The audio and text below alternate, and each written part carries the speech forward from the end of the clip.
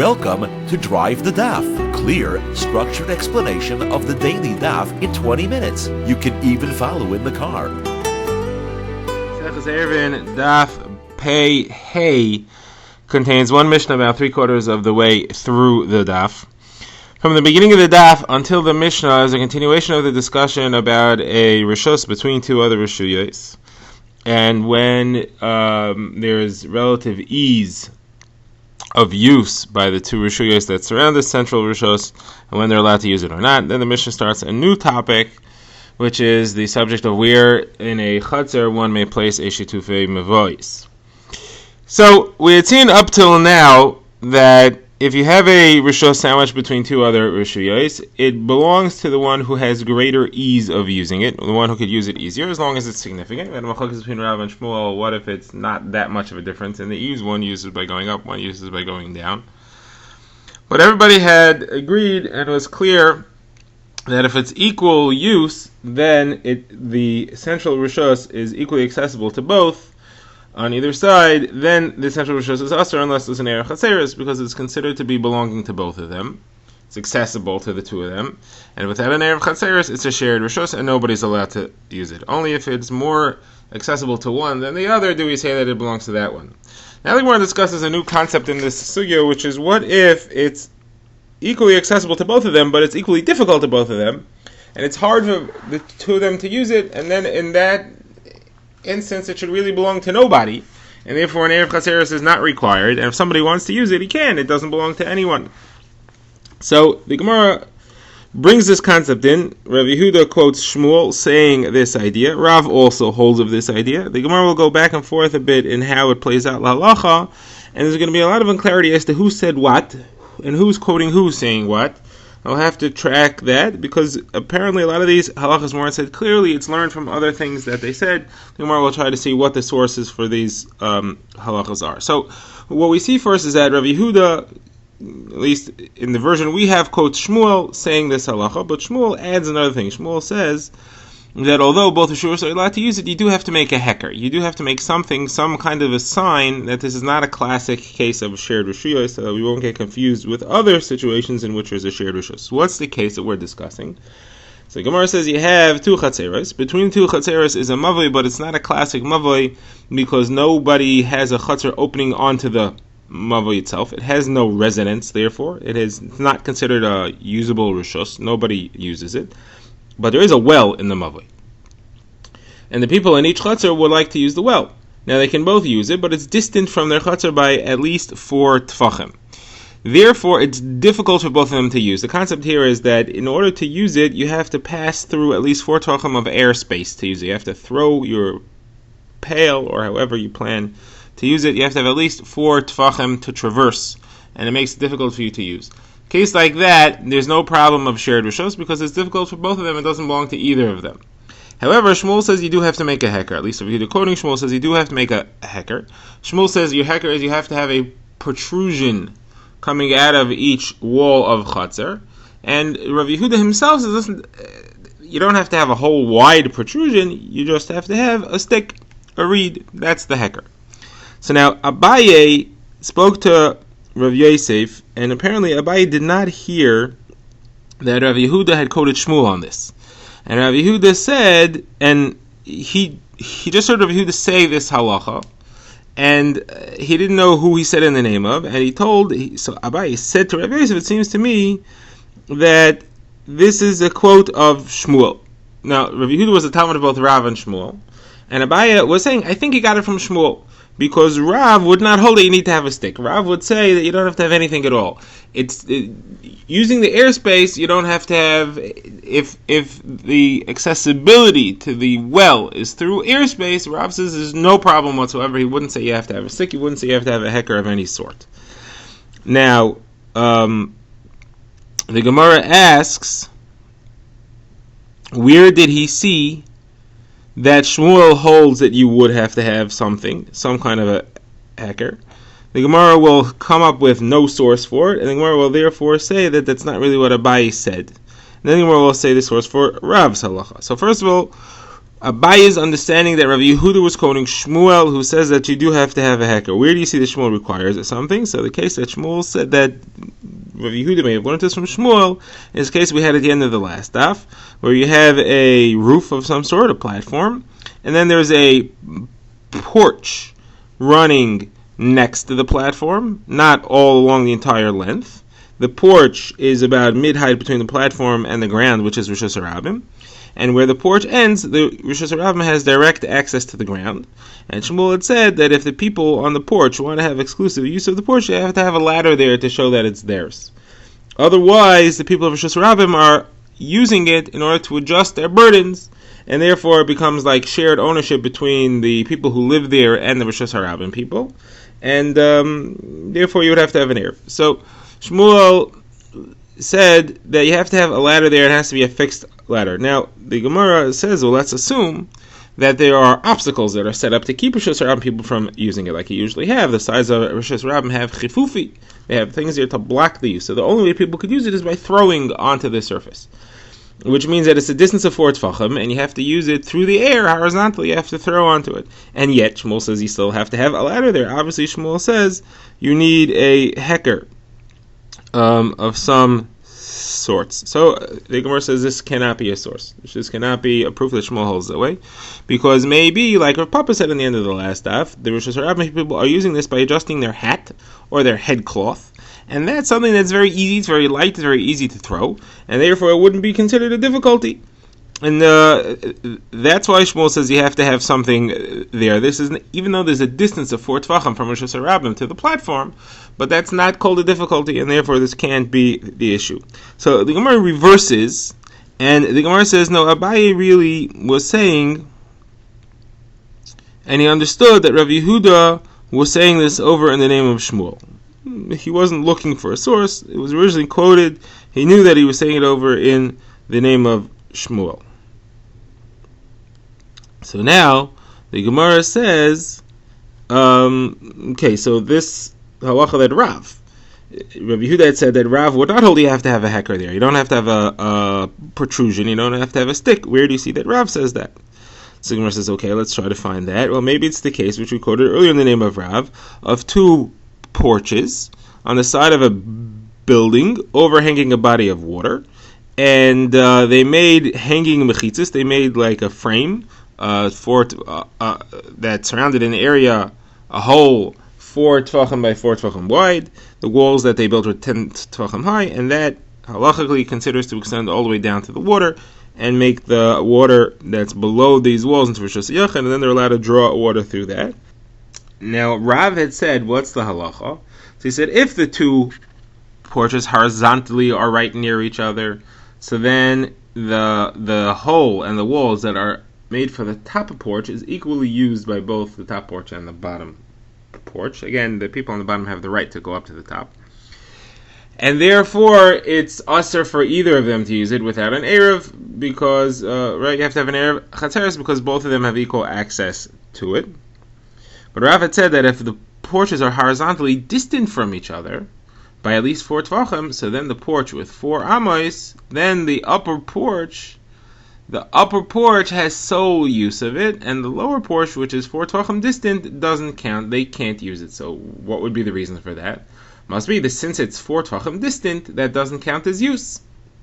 So Gemara says, not necessarily. It could be that the reason why the people on the lower porch don't have a right to use it is not because of the 4 tvachim distance, it's because it's harder for them to access to it than the people in the upper porch. The people in the upper porch just have to lower a pail through the hole.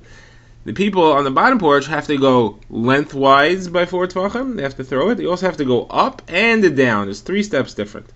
It would be only 2 steps different if it wouldn't be 4 tvachim away, so that it's not that much more difficult than the people on the upper porch. It's insignificant, that fact that for them it's harder, and it wouldn't be a reason to say that it belongs to those in the upper porch because the people in the lower porch have a harder time using it. But if you have another factor, you have 3 factors, it's also distant and it's higher, and then you have to go down. So on that, Rav says it's obviously easier for the people on the upper porch to use it than people on the lower porch, and therefore the people on the lower porch don't have a right to use it. So you don't see here the concept that Rav holds that if you're distant by 4 tfachim in order to use it, it has to be through the air, that automatically cancels your rights to that chutzner or area or porch or hole, rishus, whatever it is.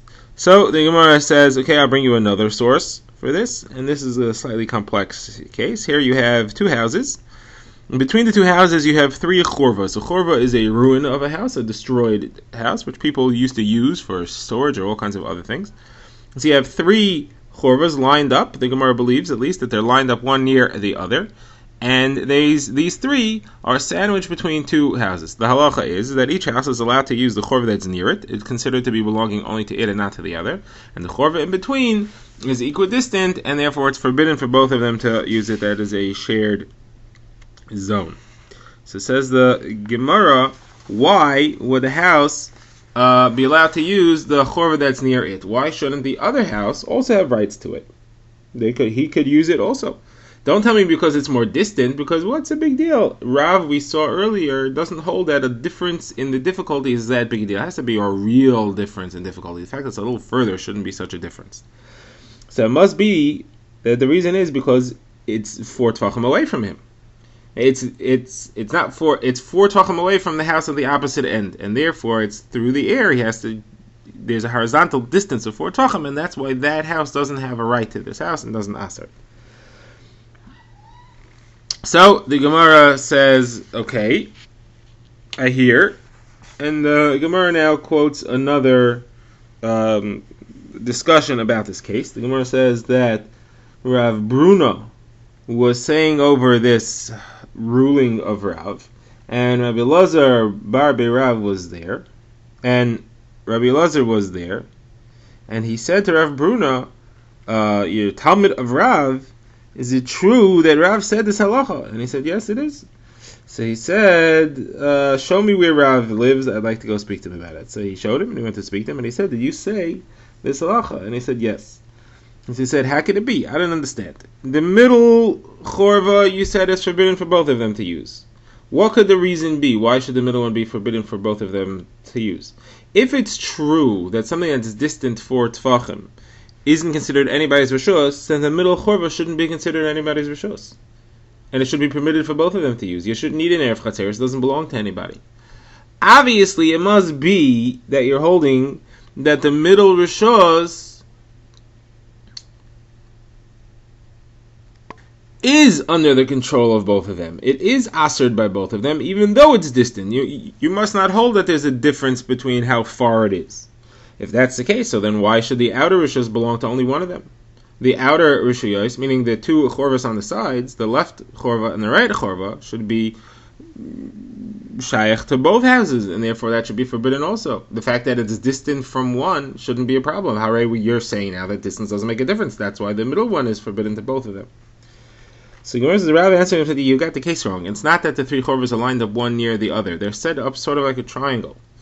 You have 2 near each other. Those are the 2 that are, each one is only allowed to the house that's near it, because the other house is too distant from it. And distance does make a problem. That's why each chorva is permitted to the house near it, because it's too distant from the other one. The reason why the middle chorva is forbidden to both of them is because that's not between the other 2 chorvas. The middle chorva is off to the side, and that connects both houses. That goes from one house to the other house. There is no distance between the middle chorva. It's not sandwiched between the other 2. It's off to the side, and it goes straight from one house to the other. That's shared by both houses. That's forbidden. Okay.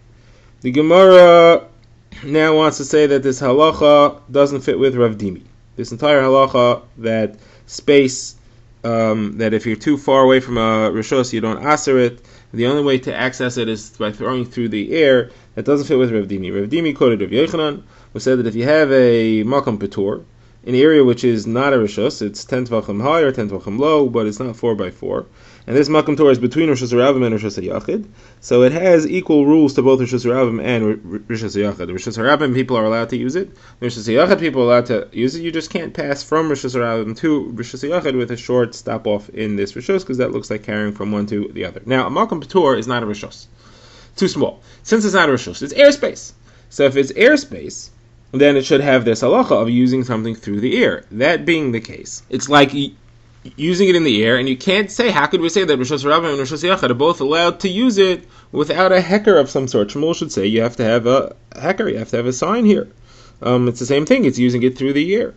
So Gemara says, no. There, it's a question of a doiraisa. Going from Rosh Hashanah to Rosh Hashanah, Rosh Hashanah to Rosh Hashanah, the space in between, those are Rishuyos doiraisa. Doiraisa, we didn't need a hacker. We're not afraid people are going to get confused and they'll forget. People are careful with doiraisas. Our problem was when it's darabanan. You have two chatzeros, and the only issue is making an Erev chatzeros. There we said you have to have a hacker because we had to make extra strength to make sure that these darabanans would still be observed. Okay, the Gemara now says that Ravina said to Rava, and the kasha on Rav, quoting Rav as saying this halacha that using through the air is not considered enough of a usage to make something forbidden. I have a kasha. Rav has a discussion of you have somebody who owns two houses across the street from each other, across Rosh Hashanah from each other. And he said that if they each have a porch on either side, Rav said it's forbidden to throw from one porch to the other, and Shmuel said you're allowed. Now, why would Rav say that it's forbidden to throw from one porch to the other? The reason must be because it's passing over Rosh Hashanah. Now, it's passing through the airspace of Rosh Hashanah, and Rav must consider it that that's like you're using Rosh Hashanah. But it's not really Rosh Hashanah because the people in Rosh Hashanah can't use that airspace. It's through the air, and you telling me that Rav says that a usage through the air doesn't count as a use. So that airspace shouldn't be considered Rosh Hashanah usage space, and therefore it shouldn't be a problem to throw from one to the other. So how could you say that Rav holds of this halacha? So Gemara says that he answered him. He said we already discussed this. This is not the reason that it's usher is not because it's passing through Rosh Hashanah airspace. The reason it's usher to throw from one porch to the other is because the cases where one porch is lower than the other, and therefore it's hard to hit. You might miss the target, and then it'll fall down into Rosh Hashanah, and you'll come to go pick it up and carry it from that Rosh Hashanah, which is where it is now, into Rosh Hashanah. Okay, this ends the Gemara and takes us to the next Mishnah. The Mishnah discusses a proper place to store your Erev Chatzeres or your Shutufei Mevais. Now, an Erev Chatzeres has to be in a house, or something which is considered a house. Shutufei Mevais should be in the Chatzer. The halacha of the house also applies to another thing. That somebody who lives in a real house needs to join the Erev Chatzeres. Somebody who doesn't live in a real house, who lives in something which is not considered a house, doesn't need to join the Erev Chatzeres. So the Mishnah says that the following places count as a house that you're allowed to keep the Erev Chatzeres: a regular house, or anything else that counts as a house, such as a storehouse for wood, or other things, or a place to keep your animals or your straw. All of these, a person could live there, and if you store your Erev Chatzeres there, it's good, it counts. And also somebody who lives in these places has to join the Erev Chatzeres. If he doesn't, then it's a problem, and the Erev Chatzeres is no good. The Yehuda adds that's unless the original owner who's renting it out to this resident has retained some rights to these structures, in which case he can make the Erev Chatzeres, and the renter or the borrower of this space doesn't have to join an Erev Chatzeres. Now, the Mishnah says there are also some places where you can't keep an Erev Chatzeres, and the person who lives there does not have to join it, and that is a Beis Shar, that's the gatehouse, the little hut through which you walk through when you enter the gate to the Chatzer, or an Achsadra, that's a pavilion of some sort, a roofed area with no walls, or a Mirpeset, which is a platform of sorts that's above ground level. Nobody could live there, and therefore these halachas don't apply. Now the Gemara says, Rav Yehuda Breder Rav Shmuel Bar Shila says that the rule generally is any place in which you can keep an Erev Chatzeres, somebody who lives there has to join the Erev Chatzeres. The exception to that is a Beis Shar in a Chatzer that is only one resident. That place, you're allowed to store the Erev Chatzeres there, even though somebody who lives in a Beis Shar like that doesn't have to join an Erev Chatzeres. Now, he also adds that any place which you're not allowed to keep an Erev Chatzeres, because it's not open for residency, that counts as yard, and you're allowed to keep Shetufei Mevais there. Shetufei Mevais is not supposed to be inside a house, it's supposed to be inside a Chatzer. So anything like that, you're allowed to. The exception to that rule is the mavoi itself. You can't put the shetufim mavoi in the mavoi. The shetufim mavoi has to be in one of the chatzeros that open onto the mavoi. So where it says, first of all these halachas can be seen from the Mishnah itself. Why do you need Rabbi Yehuda to add this? Right? It said clearly where you're allowed to keep the erev chatzeros, and it said clearly who has to join. And you can imply from that that's where you keep the erev chatzeros. But shetufei mavoi, you don't keep their shetufei mavoi. You keep in the other places where you're not allowed to keep the erev chatzeros. Whereas the chiddush is the mavoi. The chiddush is that you're not allowed to keep the shetufei mavoi in the mavoi. And the chiddush also is the one exception to the rule, that is the base shar of an individually owned chatzer, that you're allowed to keep the erev chatzeros there, even though somebody who lives there doesn't have to join the chatzer. Now the Gemara wants to prove this from a brisa. Now the brisa is going to need to be fixed up a little bit because its language is a little problematic. The brisa says somebody who puts in erev chatzeros, is the implication, in a beishar, achsadra, or merpeset, or in a chatzer, or in a mavoi, that's good. So the Gemara says, whoa, hold on a second. You mean to tell me you're allowed to put in erev chatzeros in a chatzer and a mavoi? We know that's not true. Someone says, no, we're not talking about erev chatzeros, we're talking about shetufei mevois over here. You're allowed to put the shetufei mevois in the beis shar, merpeset, and chatzer. That you're allowed to do. That it says clearly. And you're also allowed to put it in the chatzer and the mavoi. And hold on a second, you're not allowed to put it in the mavoi. So Gemara says it means chatzer shebe mavoi. The chatzer which is in the mavoi. That's how you have to understand this, and therefore it comes out all the halachas that we said are true. You're allowed to keep shetufei mevois in all these areas in which you're not allowed to keep an erev chatzeros. The Gemara now brings a related halacha. The Gemara says if you have a group of neighbors that were eating together Friday afternoon and it became Shabbos. So because they were sitting together, so the bread that was on the table is shared by all of them. That functions as an Eruv. And some say it functions as a Shetufei Mevais. So Rabbi said, now machlokes. Depends where they were eating. If they were sitting in a house, then it's in a house. You can keep an Erev Chatzeros in a house, it functions as an Erev Chatzeros. If they were sitting in a yard, in a Chatzer, so then that's where you keep a Shetufei Mevais, it functions as a Shetufei Mevais, just like we said up till now. Now the Gemara brings the Brisa, which is supposed to support this. The Brisa says, Erev Chatzeros goes in the Chatzer, Shetufei Mevais goes in the Mavoi. The Gemara says, what? Erev Chatzeros in the Chatzer, Shetufei Mevais in the Mavoi? That can't be. Doesn't fit with our Mishnah. So you have to read it as, Erev Chatzeros goes in a house in the Chatzer, Shetufei Mevais goes in a Chatzer that's in the Mavoi. Okay, now we go back to the Mishnah where we had said that if the owner of the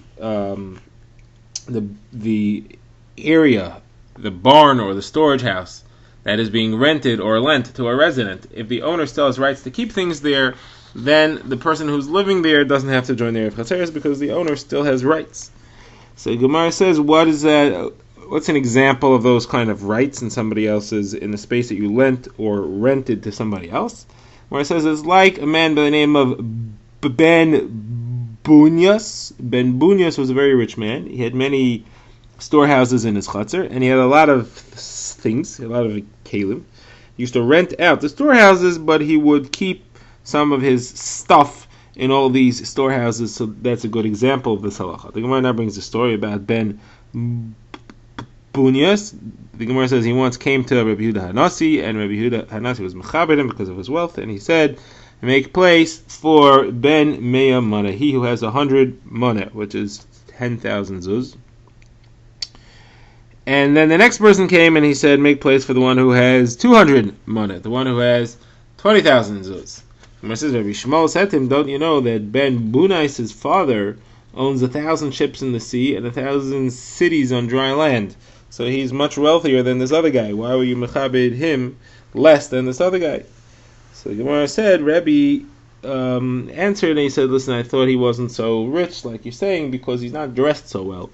So that's why I thought he wasn't so rich. So next time you see his father, tell him you should dress his kid more in befitting of his. Drive the Daf is a project of the Grand Woodlands Shul and is presented by Rabbi Yitzchak Landa. Find us on YouTube or subscribe to daily emails by emailing drivethedaf@gmail.com.